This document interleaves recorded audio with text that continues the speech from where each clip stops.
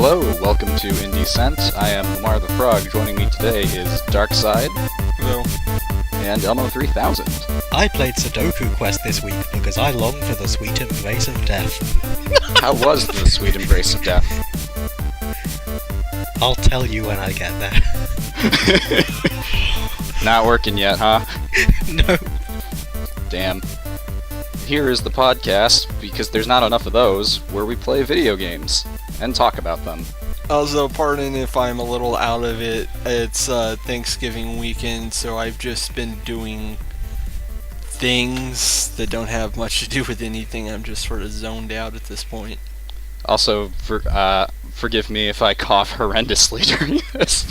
So, that'll be fun. For today's episode, we played my pick of video game, which was 140, a game for PC, and I think that's... I don't know if this is on anything else, but a PC game on Steam. Its normal asking price is $5. It is a rhythm-based platformer in which the electronic music in the song that plays in the background changes the different layout of the level, and it has different platforming puzzles to kind of go through. It's very minimalist in its visual design, but nice and elegant in that, and now we will open the floor for talking about things. It was a good game, and fuck that final boss. I agree. I think we'll get there when we get there, but the basic mechanics of this are very, very simple. It's move with the arrow keys, jump with the jump. You do that in order to collect these little circular nodes that will shift the level in different ways and make different stuff move, and as you do that, it changes the track with it, the track being the background music that plays, and different parts of the level design, like platforms or hazards or obstacles, will change as the music goes through, and through its different parts. I'm looking up the name of the designer, because I keep forgetting his name, but it's the gameplay director from Limbo, and I did not know that. I just really love that fact for some reason, because it's just... They're diversifying your assets, I guess. They are both minimalist platformers, but 140 is very colourful and very musical, and Limbo, is not. Depression. Yeah. And fucking bear traps. And yeah. It's Jeppy Carlson, that's the name. Nice. It's probably not Jeppy, it's probably Jep. No, I'm saying it wrong. I'm sorry, See, Jep. it all comes full circle because we mentioned Inside the other time. Yep. It's like no poetry, sort of, they rhyme. So yeah, I guess we will just ask general thoughts upon this game. I thought it was pretty good stuff. My biggest complaint... We'll get to the final boss thing later, because that was a little... I think that's its own can of worms, but I really liked the way this game sort of set up its design. I think the minimal aesthetic really works for it well, because you're basically just like a little square or triangle jumping around doing things, but it's very elegant in how it does that. If I had one big complaint, it's that the game is really short, but I also am glad that it's able to restrain itself and not stretch out these mechanics for more than they're worth. But also the asking price is pretty low, so that didn't bother me too much that it clocked out at an hour or so. Yeah, it's basically just a weird little indie experiment, but it was really well done, and I'm glad I played it. I just really like the concept that you can keep track of the beat and the music to figure out when something's going to happen on the stage and move past it. I've seen some games try to do that before, but they've never actually accomplished it like this one does. Yeah, one game I'm going to make a point to mention, and I don't mean to just shit all over random people's games. No, not Beat Trip Runner, I like that one. But a game with a similar, I don't want to call it a gimmick because that's a little reductive, but has electronic music playing that changes the level, was Rush Brothers that someone got me once, and that game is a little too sparse in terms of game feel and how the levels are set up, so you can't really get a flow going, or can't really, the rhythm affecting the platforming does not actually help you in any way. So I feel like this game did that a lot better in terms of presenting the information, making you know what you're getting into, and also making you have to predict based on the music and running ahead to do these different platforming puzzles. Yeah, I think we're really underselling just how well it does it. I actually got so caught up in the second and third level that I was nodding my head with the beat and rhythm, trying to physically tell my body when I should do something. And then it turned into that Osu video where people start dancing. Elmo, what were your thoughts on 140? I really like it. It's a really good game. I think it's a tiny bit too short to be ranked up with like the legendary Steam games like Super Meat Boy and maybe The Binding of Isaac. Yeah, And definitely. maybe It's Limbo. it's. Go ahead. Sorry, I cut you off. No, and maybe Limbo. But then, Mm. ooh, there's a link there. See, it's all connected. It's like a circle. I really like how Time folds in on itself. Yeah. The Berenstain Bears became the Berenstain Bears. And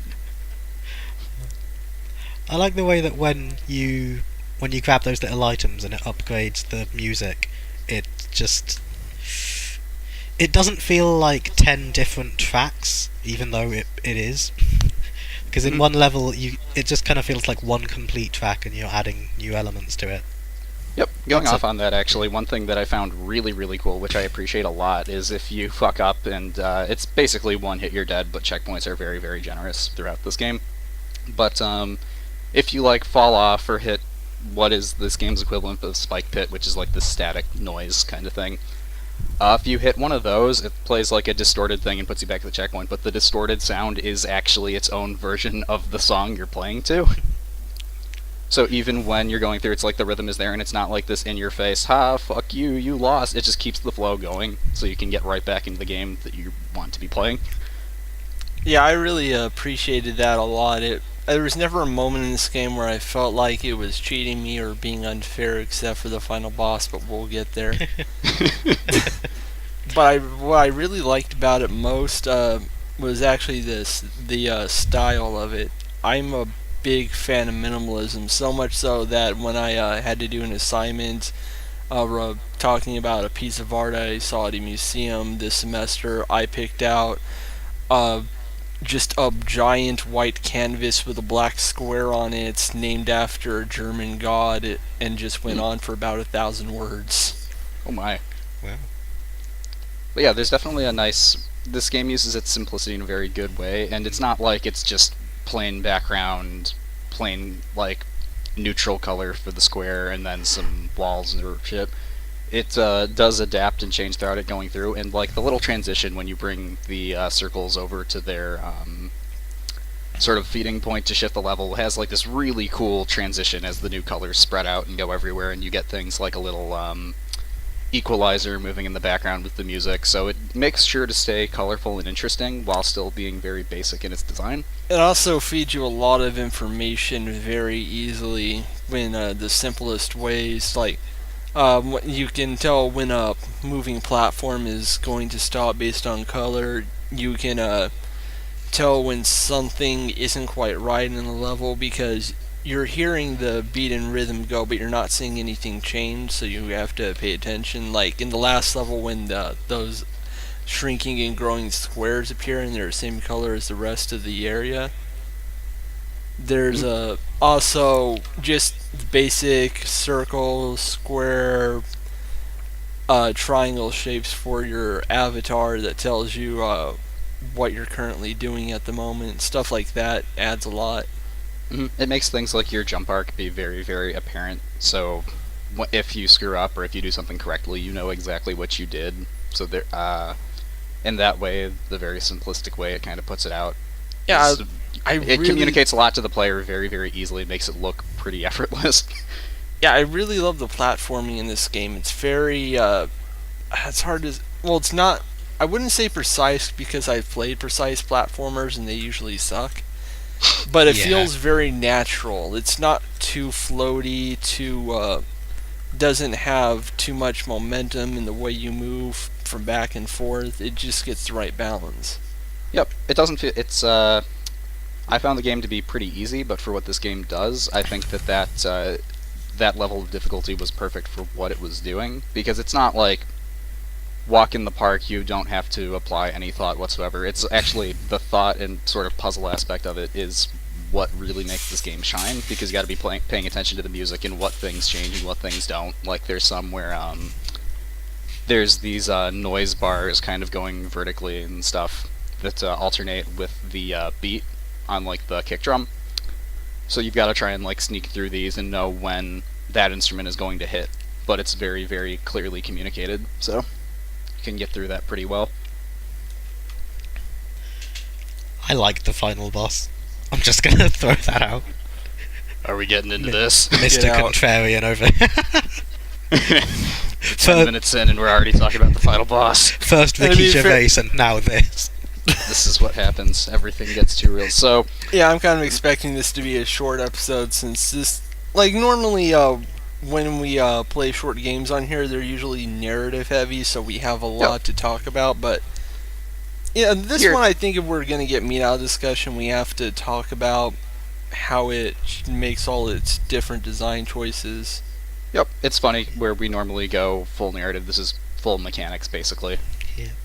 Unless you make up your own story about Johnny Triangle Square going around and becoming a circle. Actually, on a serious note, I think there's some interesting thing going on in the imagery, like all the static representing some sort of void, or like not necessarily a void, but like a corruption in something modern, if that makes sense. It's hard to. I mean, I can, coming from a bit of a different perspective for that, a lot of the static is basically straight noise in contrast to music. Oh yeah. So yeah, it it's just works. like it's like a really cool something's- way that it kind of presents all this, where it's like music is sort of the core tenet that makes this game move forward and sets up the pace for it. So it's also the failure, and like that's why it has the distorted version of the song if you hit the static and everything, which is really cool. So Yeah, it's not that you lost the level, it's that you interrupted the song. Yep. Nice. Yeah, And sort even of then, like Beat Trip stays Runner, in except flow. Beat Trip Runner's kind of bullshit because it sends you right back to the fucking start every time you mess up. You gotta go fast. Oh man, I love Bit Trip Runner too. I like Bit Trip Runner. I tried. Take that. I have tried playing that game so much, and it just drives me insane every single time. There's definitely something to be said with the benefits of generous checkpointing in 140.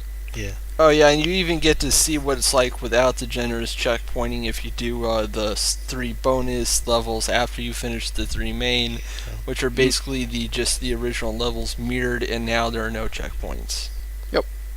If I had to, if we alluded a bit to the boss fights, and if I had one, I guess like other than the length, which we already said, but if I had one big complaint, it would kind of be the boss fights, because I like the mechanical shift of them, but some of them feel very underutilized, I suppose. Yeah, like the first one should have felt the way it works feels like would have been more appropriate for the last boss than the actual last boss we got.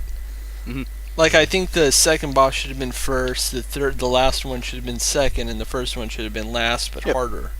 Basically, to describe each of the bosses, the first one is sort of, there's this floating thing above you, but at one point in the song, like each measure, I think it is, it'll shoot like a laser beam up. You have to sort of time that while dodging stuff, and I really enjoyed that one. That was definitely an interesting boss fight that kept things like tense enough and had enough on screen, but not to a point where it was like unreasonable or too difficult or wasting your time. The second boss fight is kind of like almost like a Galaga ship section where you kind of need to dodge these things, these triangles coming at you in the shape of like triangles in the shape of triangles. I are good at English. The best words. But that go with music. And then the final boss is sort of your piece becomes a triangle around a center point, and you have to use it to turn and shoot different things that are coming at you from different sides of this square. And the third one fucking sucks. I guess on the thing of the final boss, the problem I have with it is I really liked it at first. I even liked it when basically the big thing with that is there are these snare hits in the song that shift where you're pointing, so you need to time it right. And I was fine with that. Where it got to be a problem is when the things you're supposed to hit come in way too quick for you to possibly react or know where you need to be pointed, and then have your thing be reoriented by the song. Yeah, I noticed that, and it gets really bad on the third part of that boss because then the background is shifting at the same time, and you have to keep track of another pattern on top of all this. Yep. Where it's like, it was doable. It didn't take like... Once again, this entire game took like It took me about like 45 minutes, I think. It's not a very long or necessarily very difficult game, but that felt a little more tedious than what it was worth, in my opinion. Yeah, I can't remember a boss that's left me that angry in a long time. I was never really like angry at it, but I just got a little irritated, I suppose, where I'm like, fuck, why does this have to come in so quick? It's not even like I'm bad at this, I didn't do it fast enough. It's like the directions the arrows are pointing are really hard to like see until the split second that you have to have your input in. So yeah, it was hard for me to figure out where I would place this on a list of things that have made me scream at video games. I think I would put it just under getting mad about playing Super Smash Bros. Brawl online on my terrible internet connection, and of course my legendary almost breaking my controller playing the Incredible Hulk Ultimate Destruction on the PS2. oh my god. Let me Also, tell to be- you, that Also, ga- to be fair, Brawl, even on the best internet connection, was not very good. Yeah, but let me tell you, do not ever play the Incredible Hulk Ultimate Destruction on the PS2 because that game is actually kind of broken. Oh shoot, that was the first game I was going to go run out and buy tomorrow, actually. Yeah, what happens is if on one of the later levels, there's you know how most video and action games when you trigger like a cutscene, a quick time event sort of thing, it's considered a free action and nothing happens to you. Mhm. That doesn't happen in the Ultimate Destruction. Enemies are constantly pelting stuff at you, so there's this one part where you're stuck behind a barrier getting pounded with Hulkbuster armor units, and if you try to do a special move to take one out quickly, they're all still attacking you and damaging you during this process. So it's a Fallout game. No, it's worse because there's no way to kill them efficiently otherwise, Jesus. and you are also trying to destroy a generator outside the shield so you can break the shield by throwing things at it, and you have a finite amount of things, and the throw targeting is just bad in the game, so it is an endless swirling of hurricane of frustration. Yikes. Yeah, it's a bad game. And I was playing on easy. So that was less annoying than the final boss of 140? No. Or was that the more one? That was the more one. Okay, that's good. Yeah. This one didn't get me that mad, but it came close at times. I think the only reason I really didn't mind the final boss fight is because I did play this game first a few years ago, and I did the bonus levels. And if you think that final boss is difficult with checkpoints, then going through the entire level without dying, getting to that boss, and they reversed the directions as well. Oh god. I have no idea how I did it. So let me tell you about another music-based game that's really good that I said I was going to plug before we started recording. Thumper is a new game, and it's really, really good.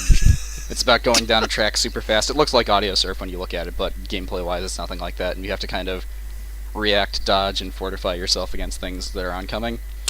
It's really fun, really crazy. It makes my eyes hurt if I look at it too long, and I can't imagine playing this with the VR support because I think I would go blind. But And it's also supposed to be like a horror game? like a little bit. It's got like a creepy atmosphere, but I wouldn't call it full-on horror. It's really cool. Like the design of this is just super fun, even just to like look at. But Yeah, I've seen some. they of it. added It's a like hard looking mode, at actually. a full atom. They added a hard mode now, where there are no checkpoints, and all the levels are harder and faster. Oh god. It's fun. It's great because things in that go on, like levels in that game are like 20, 30 minutes sometimes. Oh, boy. So if you fuck up, this actually happened to me in a call of people where I just had a loud outcry of fuck when this happened because I'm at like the third to last section of it, going gold and then get hit twice and die, and it's like, well, I can't complain because I signed up for this, but god damn it. Oh god, rhythm games are for masochists. It's not Bit I Trip still love the 1. one. I think my favorite picture about rhythm games ever has to be the one where it's like, would I what I played, Rhythm Heaven Fever, what I expected. It's the picture. It's the commercial of Beyonce playing Rhythm Heaven and laughing and having a good time and everything. What I got, and then it's all these screenshots from Whiplash. I have seen that image so many times, and it's so It's true so every good. time. It's I've still tried funny. to play Rhythm Heaven so many times, and it's so true. It's so Rhythm Heaven is so good so- and pure joy distilled into a video game once you get good at it. But Yeah. those, or like once you get past the really difficult points, but sometimes that can be very hard with how much they expect you to do. It's so good though. It's like happiness in disc form or download form now because there's the 3DS one, but whatever. Rhythm Heaven's good. It's not Bit Trip Runner, but there's this other rhythm game named Bit Trip Beat. Mhm. I don't know if you've seen that one. You're just a disembodied pong paddle flying. Okay, I'm not sure if you're Amazing. flying to the right or if dots are flying towards you. It's Oh basically shit! It's a matter of perspective. it's basically Pong except with lots and lots of balls, and they don't really bounce off anything. So you just Oh, have no. to deflect them back, but you also deflect them back in tune to music, and it's really good. But there's a mode of that game where it's like, come and think of it, that game just has 3 levels as well, 3 levels and boss fights. Huh. You just reminded me of a game I looked at for my Steam Shifter series, where I look at badly and mixed rated games on Steam, and The one best of them kind of games on Steam. actually I found some good ones that shouldn't have been rated as low as they are. Like this one called Bad Hotel. It's basically a pretty good tower defense game, and the reason people seem to hate it so much is because it sold something different than what it actually was, because like the Oh. advertisements were making a big deal of like being inspired by the Wu-Tang Clan and having some sort of experimental world-changing musical system in it, when all that really happens is when you put down a unit, a new piece of music starts playing with the unit, and it adds up and sounds like just a bunch of noise. I'm looking at this and it looks like that. Shoot, what is it? It It's looks that, like that one. It's like a PS1 game where I think it's called like one. It's like One Piece Hotel or something that has nothing to do with the show. that's on PS1. It also Yep. looks like My Life as a Teenage Robot. It has that Oh, shit, art it does. decal thing going on. There you go. Those pastel colors Wu-Tang. ain't nothing to fuck with. Wu-Tang. I don't actually know any Wu-Tang songs. I just remember that one tweet where Joe Biden says his favorite album is Liquid Swords. Liquid Swords. It's too good. Biden grabs the mic and screams Liquid Swords. What we're saying is 140 would be significantly improved if it had Wu-Tang in it. Yeah. This is already a good game, Yeah. but it would be even better if... Put that on the back of the box, if this had a box. Has Wu-Tang in it. You think what else? I can't exactly plug it because I haven't written it yet, but I'm just going to say I am totally going to write like a Bit Trip Beat versus 140 blog. Aw, yeah. So yeah, By the look time out this for that comes out- in 8 By the months. time this comes out, it might be there. Oh, okay, never it mind then. almost certainly won't. And for Oops. December, I'm going to write like 4 different articles on weird fetish games. Oh boy. There's one I found where you are a vampire ninja, and the more bondage gear you get, the more superpowers you have. It's Kill a Kill. No, it's actually somehow even more ridiculous, because like you get them when you beat a boss, you actually get to keep them in a fucking torture room. God damn it. But it's not like hardcore torture. You just like these are like it's just Video weird. games. It's weird. I see. I don't just know like how that else to phrase. describe It's it. not like hardcore torture. It's just, Just, like softcore you know, torture. You know. Oh just, yeah, you know, the same like person who regular. made that game also released something on Steam called Cinderella Escape. That is actually a good game, but it has the exact same problems and Oh no. weirdness in it. It's also the Steam release is censored, so I went on my way to get the R18 patch, and then I discovered it's not anything explicit at all. It's just weird. I see. It's like, it just makes me wonder what. Like, you can actually get captured, but you can. There are like knights in some levels, and you run into them. Like, we're what's supposed to be sex animation happens, except everyone's still fully clothed, so he's just like randomly dry humping you in an awkward position. Oh boy, it's the return of Ride to Hell Retribution. And then of course there's or sometimes your character will get on them and will just be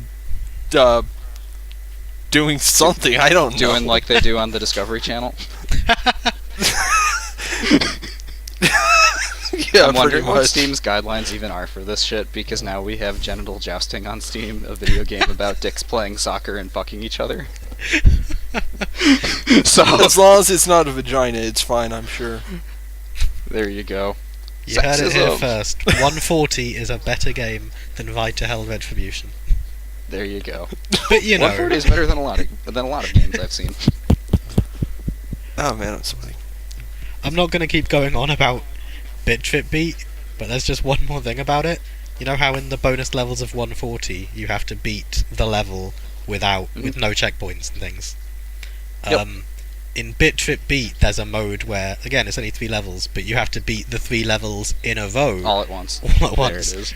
So it's like 45 minutes, and I did once try it and die on the very final boss, because it's really kind They did of that for. luck chance based. And now I'm trying to think if Yeah. they did that for Thumper, and it's like 4 hours of playing that game. Oh man. Oh my Yeah. god, I would probably go blind.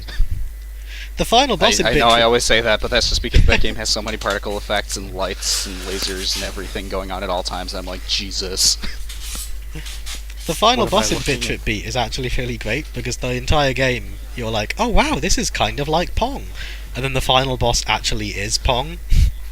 But then once you score 5 points, the enemy paddle splits in 2, so you're like, oh, this is a bit harder now. And once you score Also- another 5 points, it splits in 2 again, so there's 4 of them. So Also, it's weird really thing with- difficult. Also, weird thing with 140. Now that I'm thinking about it, I think I didn't like the second boss more than the third one. Honestly, I can't. Oh yeah, the where you're going down the hall and Yeah, you we're just- going down the tunnel and you gotta dodge the things, because which ones would go is often a crapshoot or just trial and error. Yeah. It's not that hard of a boss, though. I didn't have much trouble with it once I figured out what it wanted me to do. It's just kind of like boring. It felt like a down step from the first boss, and of course the Yeah. third boss is terrible. So just like, Yeah, I think the first boss was definitely the best one, but like with Yeah. the third boss, I was fine with it, even when it got like the 2-step shoot thing. But it's just that last section of the third boss is where it gets really, really dicey, I think. Because everything is you have to have like this split second to react before it shifts over, and you got to be thinking about that. I audibly had to Music. make my own cues during that. So as I was playing, I was speaking out loud numbers to keep the beat. What do the numbers mean? God, there was just so much information I had to take in all at once during that fight. It was so obnoxious. It's the rhythm. It's the beat. You gotta feel it. There is kind of a trick to the boss, where when the I don't even know what to call them, when the triangle things, when the Doritos that are about to hit you, when About shooting Doritos. when the so you don't eat when the them. Doritos first come in, then before the background distorts and changes, then if you aim straight for the Dorito and then leave it, then the background changes, but it normally changes so that when the snare hits in and when you change direction too, then you'll hit it. The problem is that only Amazing. works half the time because you're Yeah. also doing the 1-2 change, so you have to keep that in mind, which is annoying. Yeah, to be honest, like, ignore everything I just said, because you'll just get into the routine of, okay, do that, now switch to your strategy, now, Except for the one time it doesn't work. yeah. I think that's probably how I beat it when I did it on the bonus level. I just got really lucky. Just Bunch of hope times in a row. eventually it'll be fine. A million monkeys on typewriters will eventually. Oh, It's one, kind of interesting that we're seeing so many rhythm games these days. Now that I think about it. I mean, I think this one's a little older, Yeah. so No, I mean just Actually. in general, because like you brought up Thumper. Mhm. There's been a lot coming out in the last few years that have been pretty successful, like Audio Serve for one, Beat Trip, and all that. I mean, Bit Yep. Trip. Rhythm Heaven's back, which is It's- cool. Super I find Mixtape this just weird came out. because I find When's Guitar Room Man coming back? Sorry, I cut you off. sorry, I was just saying I find it kind of weird because this genre seems like it would be more of a casual, wide audience sort of thing, but it doesn't really work on phones because You gotta hear not the music. And no yeah, one not listens to everyone on has phone headphones to use for these type of games. So a lot of people just don't bother with games that require sound to play them. Speakers. And instead, I'll just keep playing hours and hours and hours of Tap Tycoon. I still haven't stopped playing that for some reason. I started playing Sailor Moon Drops again. Is that like a match 3 thing? Or? Yes, and it is also Living Hell. Ah, gotcha. See, I had a few months where I played a lot of Puzzles and Dragons, and while I like the match 3 stuff of that, all of the free-to-play stuff is what kills it for me. So apparently, the 3DS version actually balances it in such a way where it's all the fun parts without the bullshit. But I'm like, I can't have that one on my phone, and I'm not bringing my 3DS in public because people will judge me. Yeah, phones have pretty much destroyed the handheld, haven't they? Until the Switch switches the Switch. Yeah, I Put that don't on the think back that. of the box. I The don't. Switch will switch your Switch. I'm making a porn series called Switch. There we go. It's about Put it two on- girls put- that are switches. Put it on the Switch. Is it Look better that than up, Vita kids. Hell Retribution? I still love how I had to make this comment when the Nintendo Switch was announced because like the controller things are called Joy-Cons, and I'm like, that sounds like a sex toy. It does. It probably is. This isn't like Get your Joy-Con. Joypad or like Gamepad or joystick or whatever that have like just a level of ambiguity to them. This sounds like a thing. God. Important discussions here on IndieCent. Joy control We've truly fetish. gotten. Truly, Or we they- were the IndieCent. Joy control fetish, where where one person is domed by someone controlling their level of joy. In order With the to lower Nintendo the Switch joy, now available on. in order to lower their level of joy, they remind them of the episode of Futurama with the dog. Oh. Aww. Why? Just on cue. Oh no. It's been a decade, Wait. guys. Come on. Does this mean we Too are the soon. Joy-Cons? And you are the Joy-Dom? You just depressed us. It was us. We were the Why? Joy-Con the whole time. This is turning a bit meta. Since I brought In it short, up, I just a want to. 140 is the score that I would give 140 on Metacritic. Since I brought it up, I'd like to continue with that mobile discussion because I think it's weird just how much it's affected the entire industry. Oh, absolutely. I think it's a funny thing where people kind of turned their nose up, including Steve Jobs when he was still alive, was like, nah, games on phones aren't going to be a fucking thing. And they totally were. Yeah, It's had both positive and... Oh, sorry, go ahead. yeah, it's weird because like I have a bunch of games I need to get through, like to earn actual money, but I keep finding myself going back to really simplistic, free-to-play stuff on my phone, and some of it is just perplexing for me to have, like one where you have to tap on things and then you can make the anime boys wear dresses. There you go. No, wait, that's four. There's four different ones of those. Of that. Only 4. Oh, there's another cross-dressing game they made, but it doesn't work that way. It's just where you unlock more of a manga and something. Oh, gotcha. Yeah.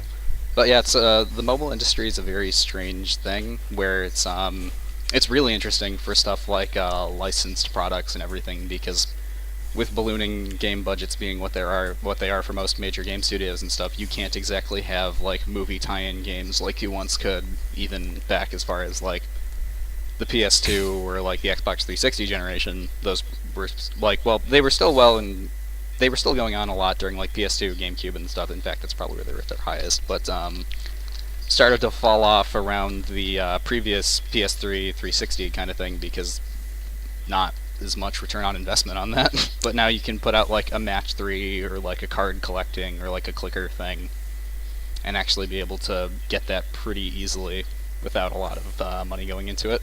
And unfortunately, it'll probably go to someone like EA who will just make things miserable. Hey guys, remember Zynga? That was just the Zynga thing was one where it's like back then we all knew at some point it's like this company is not going to stick around. At least not with the current management or how it in the state it's currently in. There's no way they're going to maintain this, and they could not. This it just brings me back to remembering that it's weird that rhythm games seem to be kind of thriving a little more than they have in a while, even though the current climate isn't really built to support them anymore. Yep, I think that's just a thing of getting so many more games out by smaller groups and everything. Because if you went to like an Activision or something and said, "Hi, we want to make a non-Guitar Hero," well, yeah, like we want to make a non-Guitar Hero rhythm game or something, they'd probably be like, "Well, fuck you, get out." Actually, they a few years ago they would have said, "Okay, let's do it." And what type of gaudy instrument can we sell with it? That's why basically. DJ Hero happened, and then the entire market just evaporated. What was a really weird one where I can't really give a good opinion on this because the tiny little bit I played of it out at someone else's place was not great, but I didn't really learn it. But the new Guitar Hero is really, really interesting. I bet it's also bad because the main gimmick is video crowds or something. The video crowds are actually done pretty well, which is surprising. Like there's a certain cringe level cheesiness to them, but it's like for what they are and the fact that you're never looking at that anyway, it's like actually works pretty well and seamless with how it adapts to how you're playing and all that. The thing I can't get used to is the how they changed the controllers for it. Because now it's 3 buttons and you have like a high and a low for them. Oh. So it's kind of like 6 buttons. It's like imagine the first 3 frets, and then next to it another first 3 frets, so you can do kind of like quote unquote bar chords with it, which is really weird. I didn't have enough time to kind of get used to it, and I was so used to the old style that I can't really comment on it. But that's an interesting one where this is a thing that bugs me personally, but I understand why they did it. Is they limit how songs are played, so they have kind of like this ongoing radio streaming thing, which is which you get different credits for by like playing the game or like putting forth a really small microtransaction, which is really interesting to me because it's like, oh wait a minute, this is Guitar Hero by way of Spotify, which in a party setting where people are just gonna play whatever and all that kind of makes sense for how people play this game. It's weird. It's kind of amazing how Activision keeps putting out massive, big selling properties and no one remembers any of them. Like, even Call of Duty is just barely a blip on the radar to most people's consciousness. Those games still, they kind of hit a dip around like Ghosts, but I think they've been coming back. Not Advanced Warfare, whichever, Infinite Warfare, the most depressing title ever, I heard was doing pretty well. It has Jon Which is Snow in sad it. because Titanfall 2 is so much better, but Titanfall 2 bombed. it makes me so sad because that's a good game. But Watch Dogs 2 they bombed released too. it. They released Titanfall 2 at a very bad time. Watch Dogs 2 also seems to be bombing too, which makes me sad because, like, the first game was just terrible. Yeah, like it had the worst, dumbest vigilante story ever, and now Watch Dogs 2 is here, and you hang out with a guy wearing a cybernetic emoji mask. Yep, it's like it's really funny to me because Watch Dogs 2, everyone I've talked to who's played is like it's actually kind of fun. It's like it takes some fun jabs at the San Francisco Silicon Valley tech bubble, which definitely could use a little slap on the wrist, and also just like has fun with itself, which is wild. Yeah, it's Unfortunately, that's not being picked up as much sales-wise because I feel like a lot of people were burned on the first one. Because I know me, at least, I did not play Watch Dogs 1, but from the reception of it, I was like, well, fuck, I'm not buying a second one of these. Yeah, everything about that first game just. Oh, and did you know one of the head guys on Watch Dogs 1 was apparently a Gamergator? Yeah. America. America. I don't want to So go yeah, back 140. I don't want to go back to the 140 final boss again, but there was one thing about it that I just remembered, and I just laughed really hard when it happened. Because obviously, like we've mentioned, there's a very strict kind of timing. You only have a few seconds to react. Then I remember when I replayed it a few weeks ago, then I began to think, hey, maybe when the Doritos come flying in, I'll just press the pause button. And I was playing on the controller, and I just thought, hey, I'll just press the pause button, see if pause works, and It see if I closed can. the game. Yep. You press the start. You press the start button, and the game's just like, fuck off, shuts down. That's actually amazing. That's Nice actually try. so evil. I kind of love it. It's I know, so it's once brilliant. again, this game is so minimalistic where the only button starts the game. That's one of the funny things. It has like a little launch window that has like your monitor resolution and all that, but when you go in, it's only press to start game and nothing else, and the rest is just done mechanically through it, which I think is really cool for the kind of game it is. Yeah. Yeah, it's neato. Yeah, Just don't try to pause it. ever. Yeah, I'd like to see more weird rhythm games like this. Yeah, Because- definitely. I mean, like less thumper and audio surf, and more like taking a traditional type of genre we already know, and then making music to focus on it. Like, actually, I think there was some sort of first-person shooter rhythm game or something, like called Zodic on Steam or something like that. I'm not sure. It's like some sort of heavy metal opera thing. And it's like, I want to see Weird. more weird stuff like that come out. Nice. I mean, it's definitely an interesting take on rhythm games and stuff. As much as I love straight up, like, hit the button to the time of the thing or do these in time to the music, it's kind of cool to see sort of a traditional, like, platformer done in this sort of way with this style, because that style is so keenly executed and so pinpoint where it's like, all of us have kind of expressed that we feel like the game is kind of short, but the nice thing about it being short was that there's not really any fat to it. You don't need to redo the same thing over and over and over again, which, once again, I do feel like the game is a little too short given what it is. I would have liked to see more, but I mean, when a complaint is I would like to see more of something, that's probably a good sign. Yeah. Oh yeah, absolutely. Overall, I think this was a really nice little game to like change the pace a little, because like we normally do story heavy stuff and talk about deep serious issues and junk, and now we just got to talk about minimalism and random junk. And mobile games. Light to Hell Retribution. Best game of all time. Oh god, you just reminded having me sex of with Mario clothes Run. on. You just reminded me of Mario Run. I forgot that's coming out. Man, the mobile market is such a weird thing, because you can have stuff where you have your game both on Steam and on the mobile market, and it can be literally the exact same game on both of those, but the mobile one has to be cheaper because people are not going to pay like $20 for a phone game. Oh yeah, people go absolutely nuts over the smallest of prices. It's really weird. It's just like That's like, because if you saw everything else a is game on free. Steam for $20, I guess it's just the way we consume stuff via phone. You don't expect to drop like a lot at once, and it's funny because some folks who won't pay like $20 for a base game would be willing to get a free game, but then gradually spend like $20 or more through little transactions here and there. So it's weird. There's probably someone could probably write a book on like the psychology of buying into these kind of things. Basically, Because it's a very differently gambling. perceived market.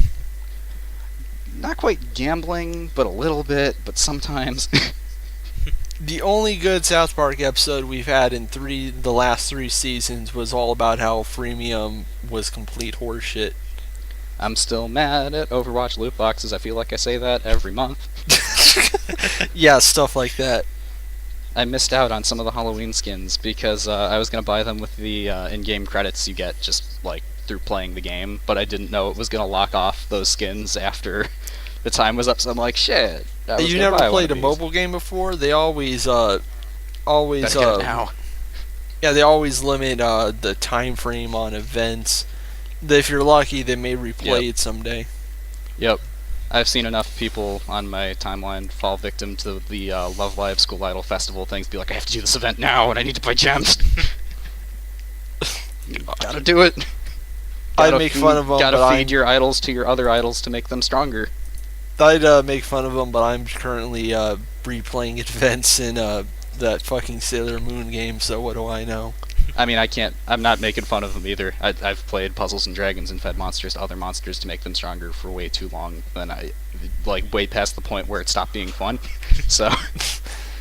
So yeah, 140. Final thoughts.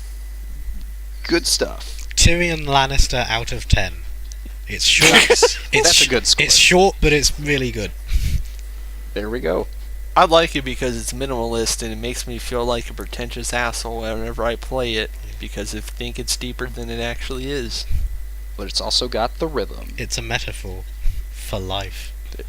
It's actually a metaphor for the concept of God and religion. Because you see, what the artist is trying to do with this gigantic black square on a white canvas was to portray 2001: A Space Odyssey, and it's actually, I'm going. Here's my theory. It's actually a Dark Souls game. It's the sequel that Joe Dirt deserves. True. There we go. There we go. The Dark Souls of audio surf. Yeah. There it is. Oh no, wait, that's Thumper. There we go. I'll write that on Steam and then get retweeted by that Dark Souls bot that I have blocked. So. I feel like one day I'm just gonna be like buying fruit at Sainsbury's or something, and I'm gonna find an odd-looking banana, and somebody's just gonna run up behind me and go, "Whoa, that's like the Dark Souls of bananas!" A starfruit. You know, starfruit is like the Dark Souls of fruit, and then they just run off, and, collapse in Nile. A pufferfish? That's the Dark Souls of sushi. Because it can kill you.